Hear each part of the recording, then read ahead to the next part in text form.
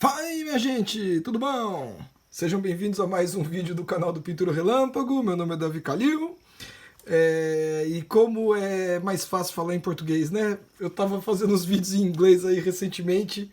Tá sendo legal, tá me ajudando também a soltar mais aí, mas eu não vou deixar de fazer os vídeos em português, obviamente. Vou fazer a maior parte deles ainda do jeito que eu vim fazendo. Inclusive, para quem tá acompanhando aí a sequência dos vídeos em português, eu não perdi a linha de raciocínio que eu estava, não. Eu tô ali na batalha de trabalhar aquela figura antropomorfizada que eu tô fazendo aos poucos aqui no canal. Então eu vou continuar, né, trabalhando aquela versão do Rembrandt misturado com Lemuri. Essa proposta aí muito digna que a gente abraçou. Então, como no último vídeo do assunto, se vocês se recordam, eu estava fazendo Ashura com a caneta e muita gente falou de Ashura e pediu para falar mais de Ashura. Então, como eu ainda quero fazer alguns estudos preliminares antes de fazer a pintura, eu decidi fazer o desenho do Lemuri já na pose e na luz e sombra do Rembrandt, ashurado, mas agora, diferente da caneta Bic, eu vou fazer achuras com pincel, ó, e com guache. Tá vendo aqui, ó? Isso é um exercício que eu usava num curso que eu tinha na Quanta chamado Desenho com Pincel. Que era incorporar a técnica de Ashura e desenho em geral às ferramentas da pintura. Porque eu não sei se já repararam que a gente associa desenho com lápis e caneta e linha e pintura com tinta e pincel. Mas você pode fazer um efeito de pintura, de volume de pintura com lápis e caneta, e você pode fazer um desenho bem gráfico com pincel e tinta, né? A gente o material facilita, mas não dita mesmo, né, essas coisas. Então, eu gosto de subverter um pouco isso, e eu gosto de desenhar e de pintar, então eu sempre vou me arriscando, como eu costumo dizer. Principalmente, de novo, né, nesse período aí que a gente está de se restringir um pouco a ficar em casa, quem tem o privilégio, né, e a oportunidade, que a gente devia ser muito grato, quem pode ficar em casa nesses dias, quem está aí com a possibilidade de não precisar sair e tudo mais. Então, de novo, estamos nesse momento que vai ficar marcado na vida de todo mundo, e vamos tentar fazer o melhor uso do nosso tempo. Vamos estudar, vamos ficar bom de desenho, melhorar as coisas que a gente tem para melhorar. Tem tanta coisa que eu quero aprender diferente, nova, e tantos trabalhos que eu preciso. Então eu vou aproveitar que eu tenho esse privilégio, que eu posso ficar em casa. Eu fui dispensado de algum trabalho, eu tenho uns freelas que eu posso fazer de casa mesmo, remoto. Então mas eu vou gastar parte desse tempo ainda fazendo o máximo de tutoriais possível, como eu falei. Vai ser tipo não é um Inktober, mas é um negócio parecido. Eu vou tentar fazer, se não for um por dia, quase todo dia fazer um novo. Então vamos lá. Inclusive, né, galera? A galera se empolga no Inktober pra ficar desenhando todo dia. Agora quer motivo melhor? Bom, eu tô vendo, na verdade, até vale de exemplo pra vocês, alguns artistas fazendo um diário aí dos dias, né? Do que estão fazendo, desenhando todo dia as coisas. Acho um jeito de se empolgar aí que eu vou falar pra vocês, depois que pega o ritmo dos estudos, melhor coisa que tem. Então, falando nisso, vamos começar. Primeiramente, o que eu tenho que levar em conta?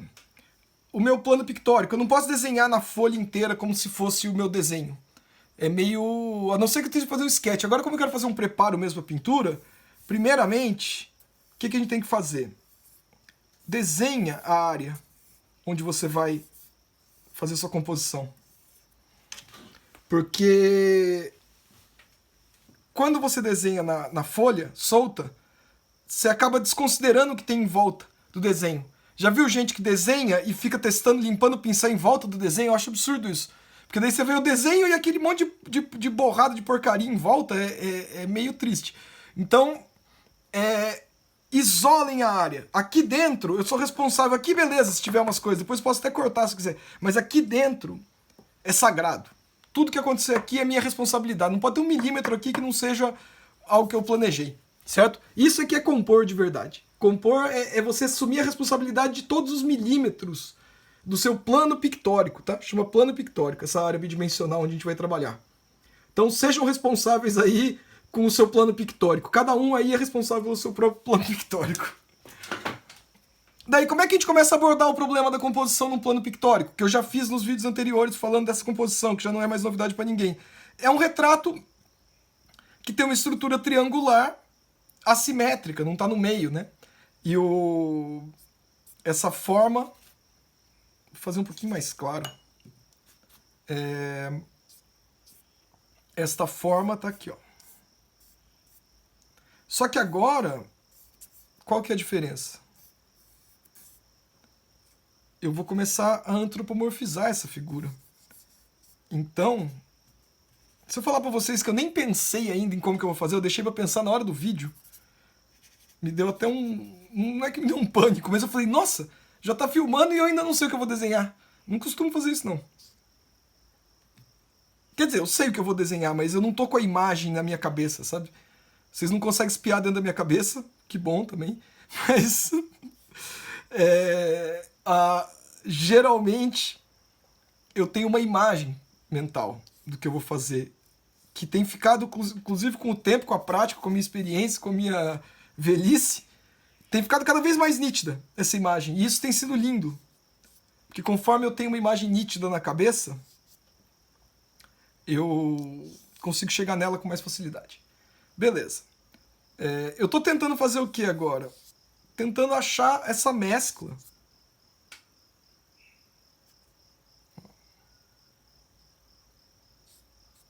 entre a figura do Lemuri e a figura do Rembrandt. O que eu gosto muito, sabe o que me atraiu da ideia do Lemurizinho? Porque se vocês lembrarem, nesse retrato do Rembrandt, que eu estou fazendo a releitura, tá aberto no computador aqui do lado, eu não consigo mostrar para vocês. E o livro que eu tenho essa imagem não está aqui. A figura está com os olhos na sombra. E o Lemuri tem essa coisa do olho meio visão noturna. Beleza? Então, antes de começar a fazer as achuras, né, lembra que eu falei das achuras com o pincel aqui. Eu estou buscando a lógica da estrutura, porque se eu não tenho uma estrutura confiável, galera, não vale a pena. Não vale a pena ter que lidar com um problema de estrutura no meio da pintura, ter que começar a corrigir problema de estrutura. Então, alguma coisa da lógica tem que estar aqui.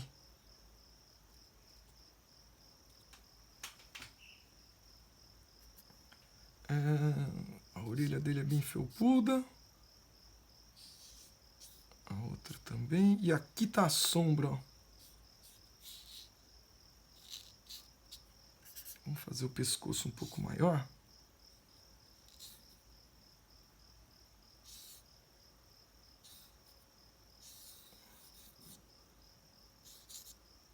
E aqui. Beleza. Eu diria... Fica meio que um gato, né? Parece aqueles gatos sem pelo.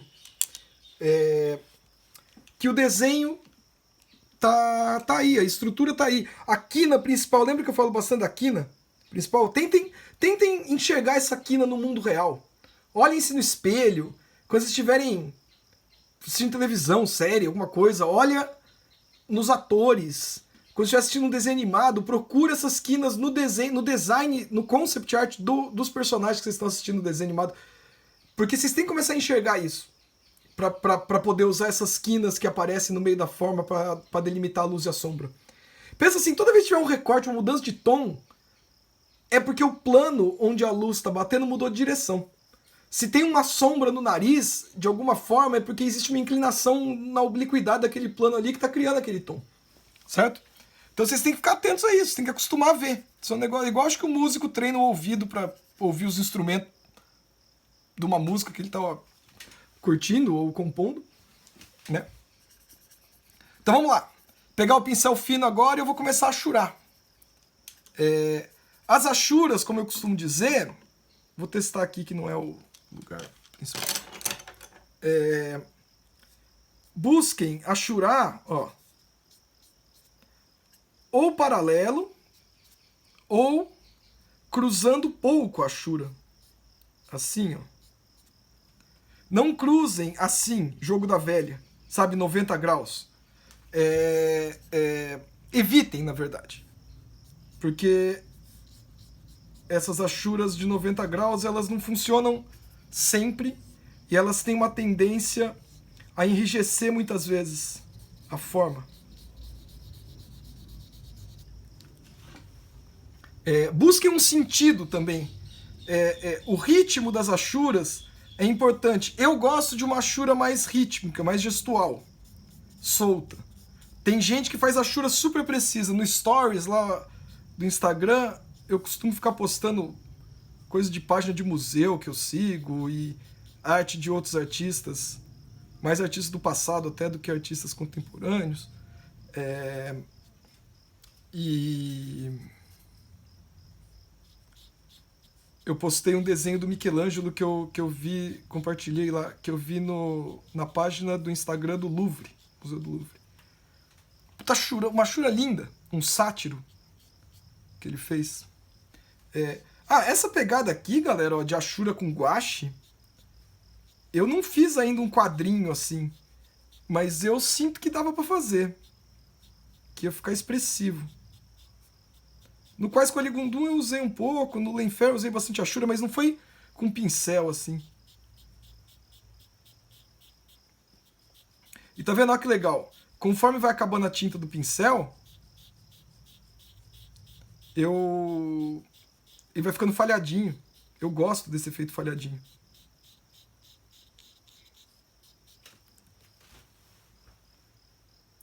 Também, não faço detalhe antes de ter uma base achurada em tudo. Então reparem que eu não vou agora fazer o detalhezinho aqui, eu vou continuar na figura. Achando a silhueta. Como eu falei, eu tô com duas fotos eu tô com duas imagens abertas aqui. A imagem do Lemuri e a imagem da pintura original do Rembrandt. E eu tô mesclando ambas imagens. Mas eu não comecei isso do nada. Quem está acompanhando os vídeos viu que eu já fiz alguns estudos a respeito, já falei do Rembrandt, inclusive fiz até um vídeo de fofoca de história da arte lá, comecei com o Rembrandt por causa disso.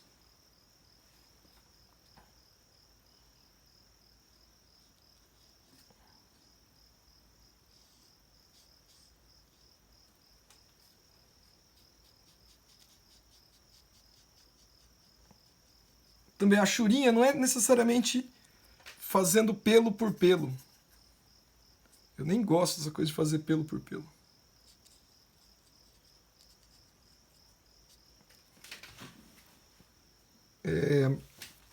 A ideia da achura é só dar um sentido mesmo para a coisa.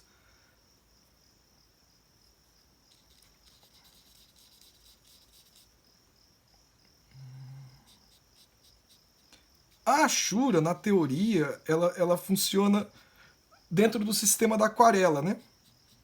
Quando eu falo sistema da aquarela, o que vocês entendem? Respondam. Vocês não podem responder para mim. Tô acostumado a dar aula, é foda. A aula presencial é tão legal nesse sentido, né? Mas assim, então eu respondo por vocês. O sistema da aquarela é o sistema transparente, que ele usa o branco do papel para fazer a luz. Eu falo que na teoria, porque achurando com guache, é possível também achurar com branco. E abrir umas áreas de luz aqui. Talvez eu faça até isso, dependendo de como tiver o resultado no final do vídeo. Talvez eu faça em duas partes. É que como eu comecei esse vídeo mais tarde hoje,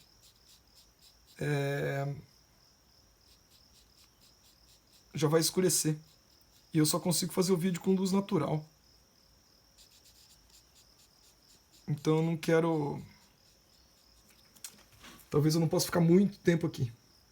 Mas vamos lá, essa base aqui eu vou até onde dá. Quando tiver luz aí, bateria no celular, a gente vai.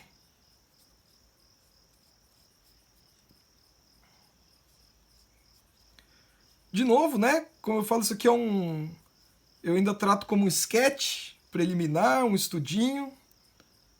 Mas dependendo do que vocês estão fazendo, dependendo da ilustra, se é uma página de quadrinho, às vezes isso aqui mesmo já podia ser o final, dependendo da proposta.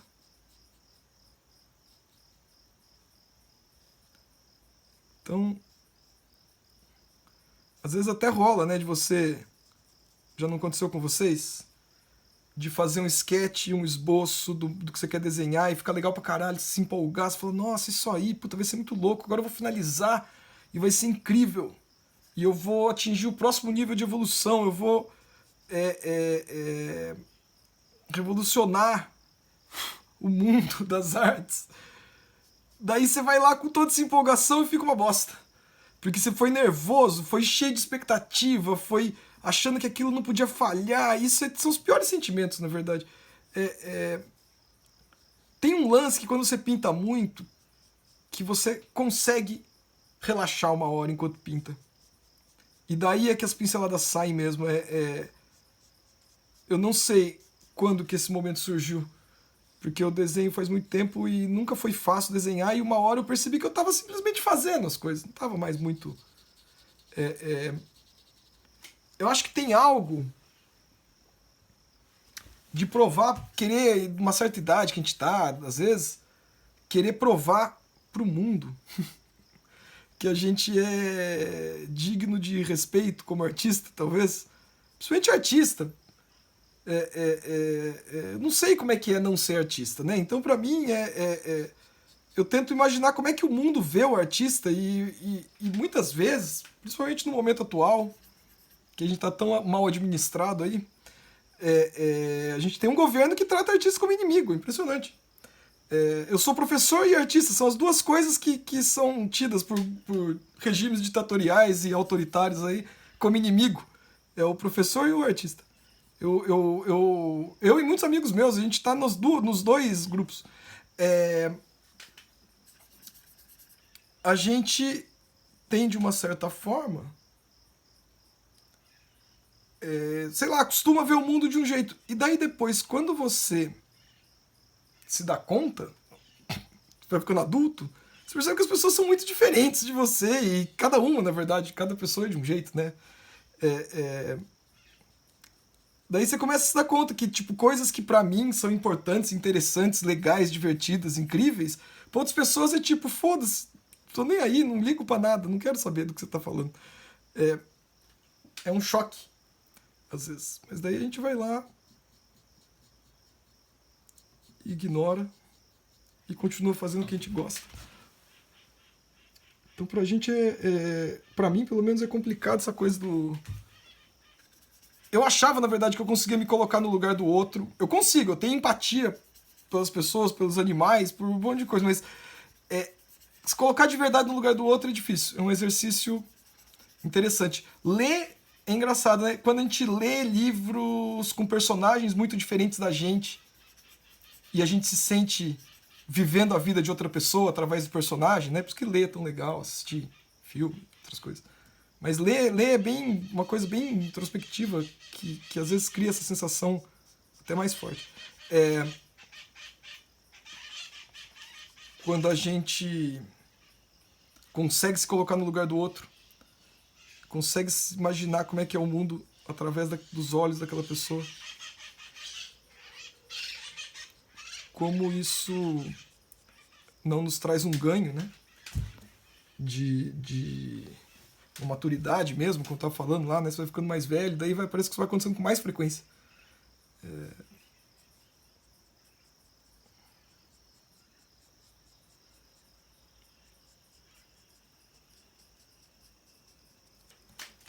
Ó, tô vendo como tá surgindo? Tá ficando até interessante. Ele tá meio cabreirão, porque tá para baixo essa boca aqui, mas eu acho que é melhor essa expressão mesmo.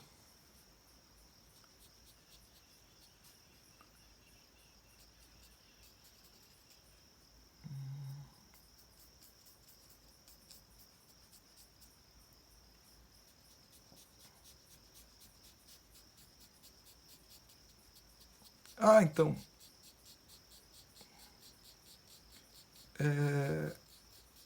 Agora que eu tô fazendo a sombra, tá vendo? Tem uma coisa que é assim, ó. O olho dele é preto. Em volta do olho dele é bem escuro. mas a sombra também tem que ser escura. Só que a sombra não pode ser preta, senão eu perco o preto do olho dele. Então o preto do olho dele tem que aparecer mesmo na sombra. E daí, para isso ser possível, eu tenho que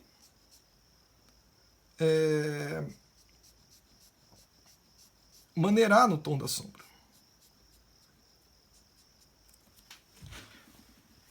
E eu ainda não estou rodando o papel, então às vezes vocês não estão me vendo, mas eu dou uma voltinha aqui assim. Ó.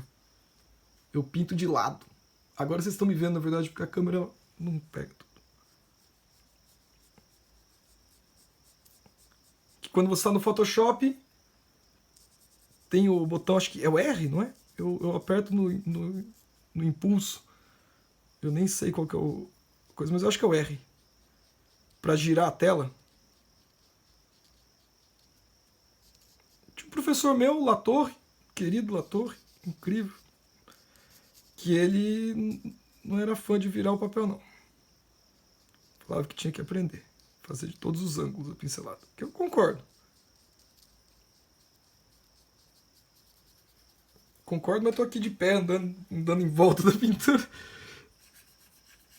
Não, meu repertório até que melhorou de pinceladas, minhas possibilidades, mas tem alguns ângulos que a pincelada sai feia.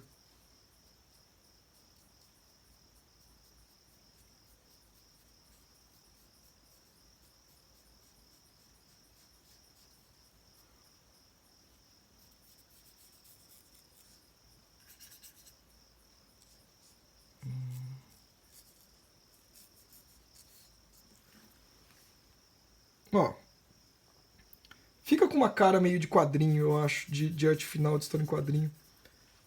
Continuar achurando agora, aqui por cima.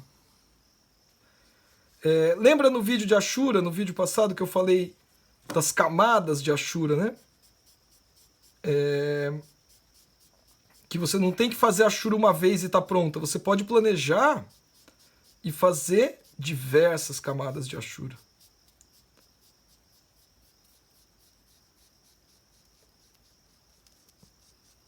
É o ideal, inclusive. Porque daí você vai sentindo o efeito da Ashura aos poucos.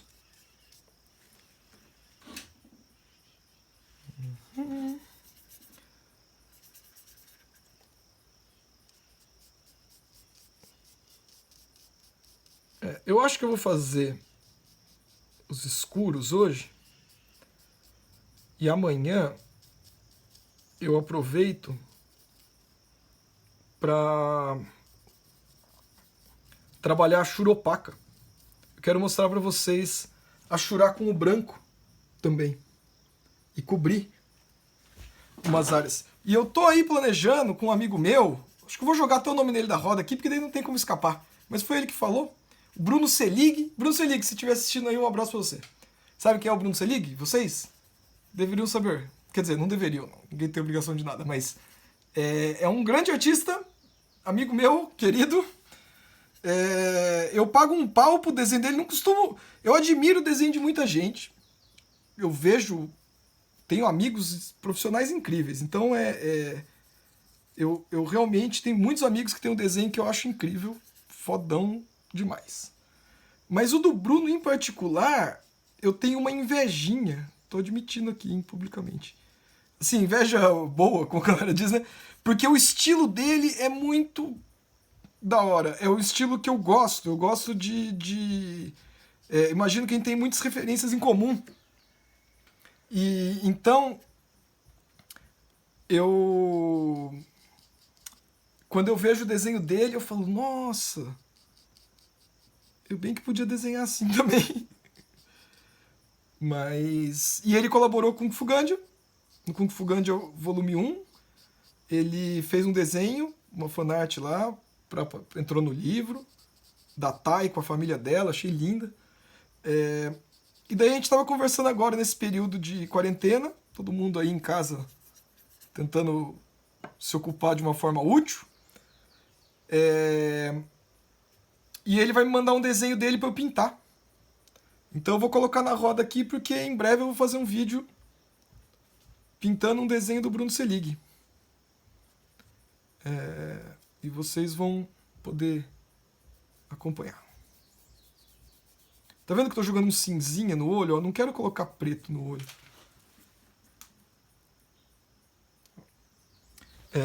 Vou pegar um pincel um pouco maior e vou achurar o fundo, mas de um jeito mais uniforme, com menos textura. Né? Aqui, ó. Tá vendo que também forma um tipo de achura, ó, várias linhazinhas ao mesmo tempo? Que o pincel ele abre um pouco, ó.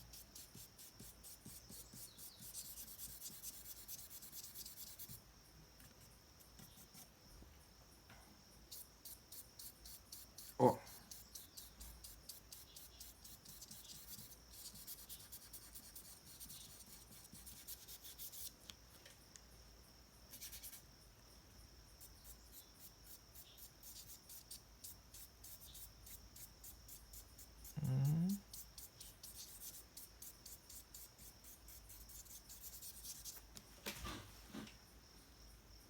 Vou melhorar essa borda aí do plano pictórico para fechar melhor nosso quadro.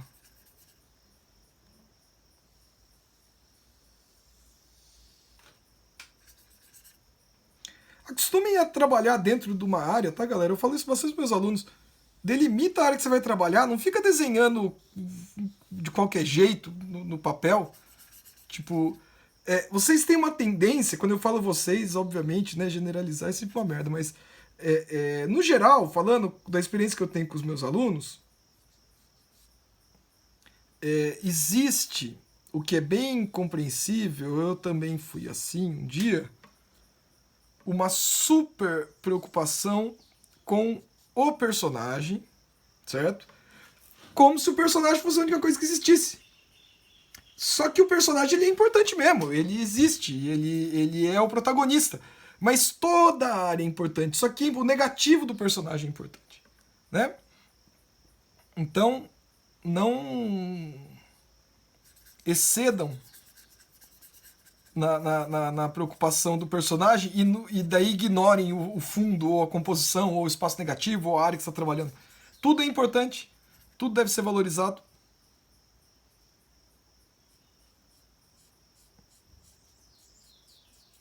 Agora, como eu desenhei muito um lemure, porque o que é o difícil do antropomorfizar?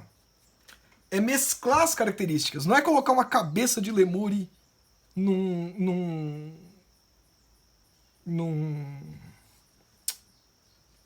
rosto, num corpo de ser humano. Isso já é um jeito de antropomorfizar, beleza. Mas eu tô querendo mesclar a estrutura. Criar relações que eu não via antes.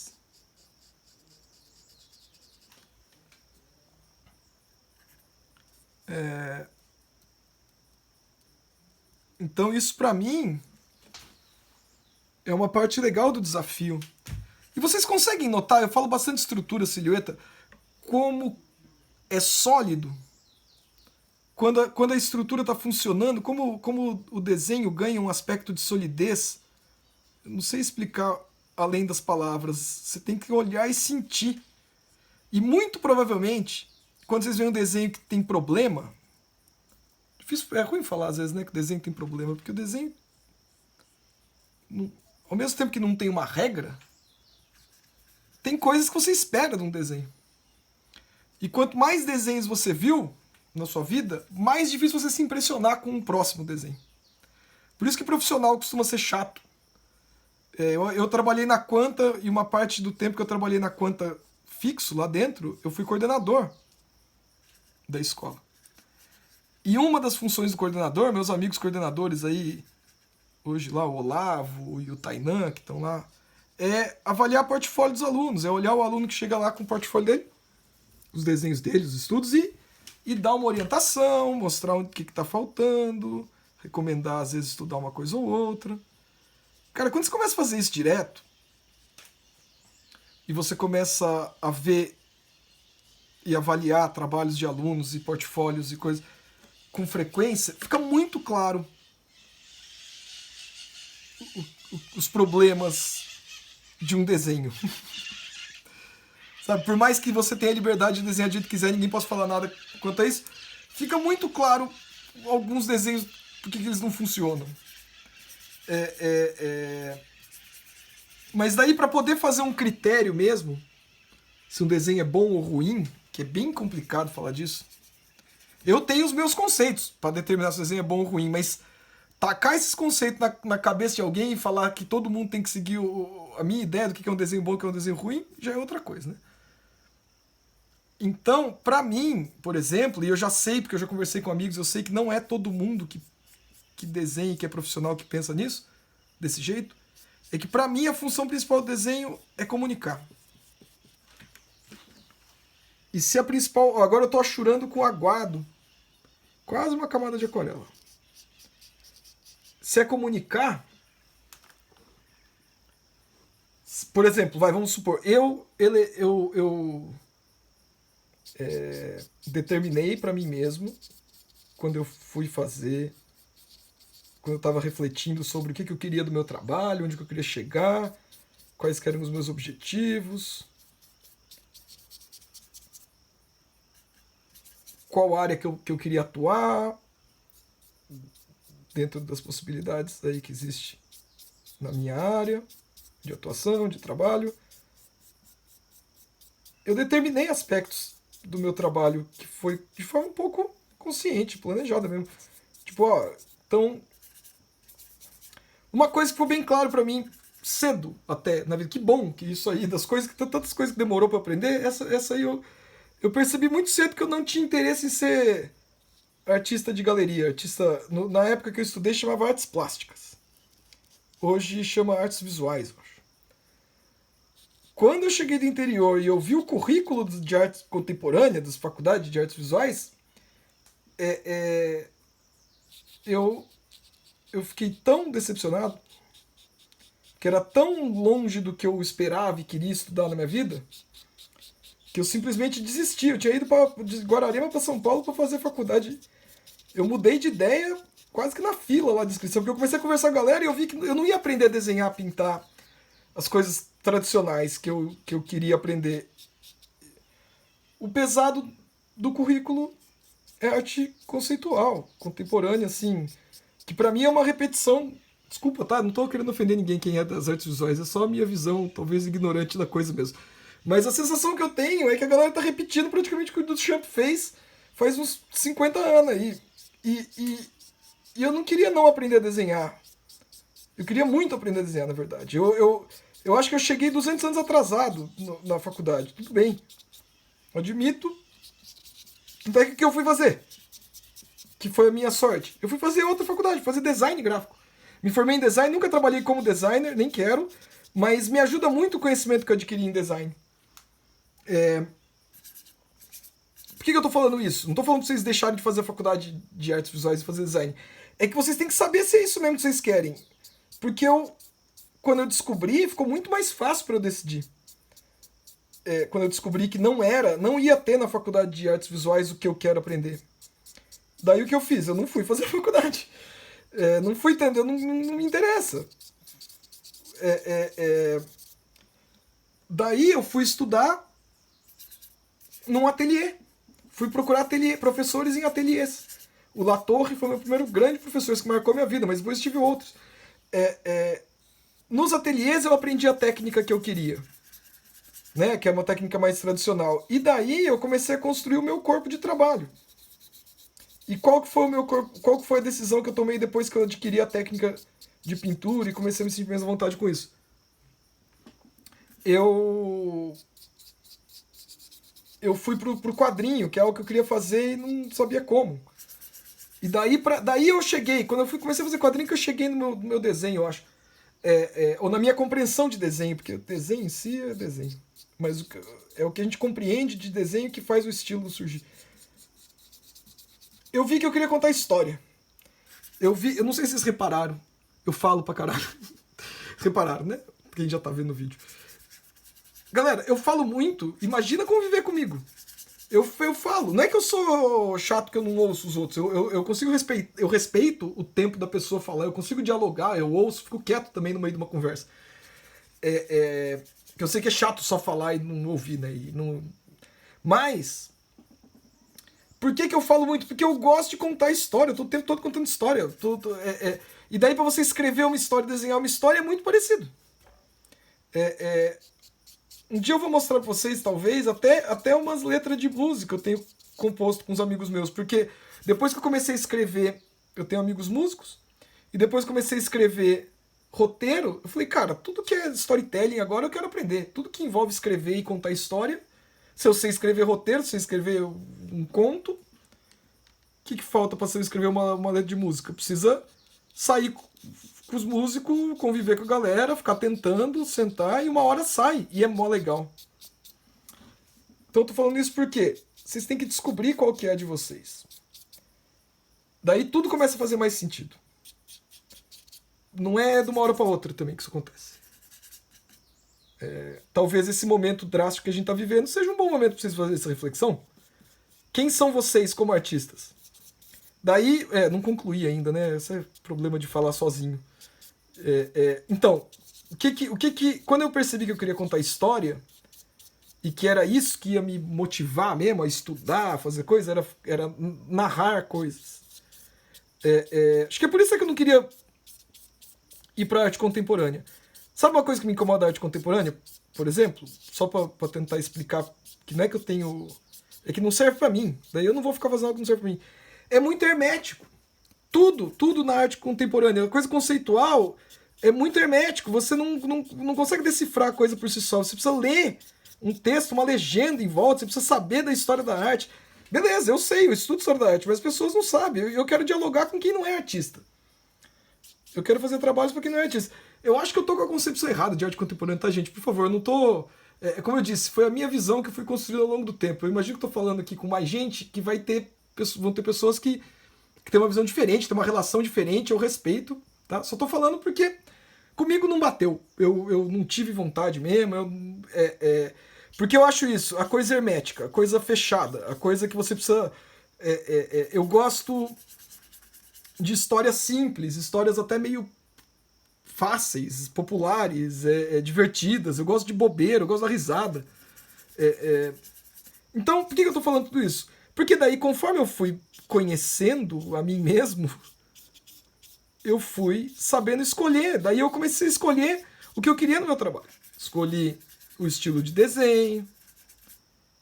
Falei, eu quero pintar, então eu vou estudar pintura pra caralho, até sentir confiante com a técnica.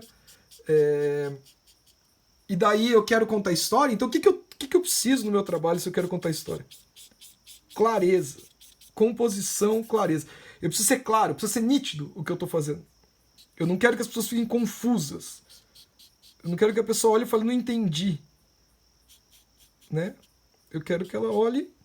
Não quero nem que ela pense, quero que ela só olhe e consuma a informação por trás. E isso é algo que você tem que elaborar.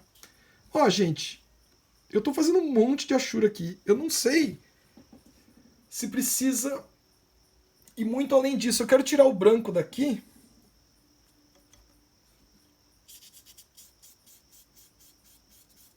Eu acho que eu não vou fazer mais vídeo desse cara.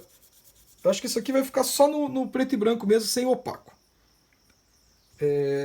Porque daí o que eu tô pensando, com esse tanto de pelo... O que foi isso pra mim agora, ó? Esse exercício que eu fiz aqui enquanto conversava com vocês.